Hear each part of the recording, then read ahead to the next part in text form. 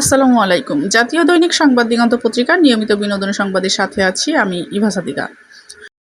ভারতের আলোচিত অভিনেত্রী শ্রীলেখা মিত্র ব্যক্তিগত জীবন থেকেই শুরু করে বিভিন্ন কারণে প্রায় খবরের শিরোনাম হন টলিউডের এই তারকা। দর্শকের ভালোবাসা ও কটাক্ষের সময় কাটে তার। সম্প্রতি এই অভিনেত্রী নিজের দ্বিতীয় বিয়ে নিয়ে মুখ খুলেছেন।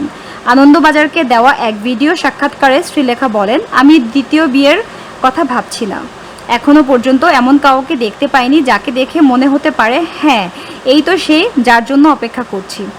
নিজে নিজে বস হয়ে যাওয়ার পর আর এই সব ভালো লাগে না।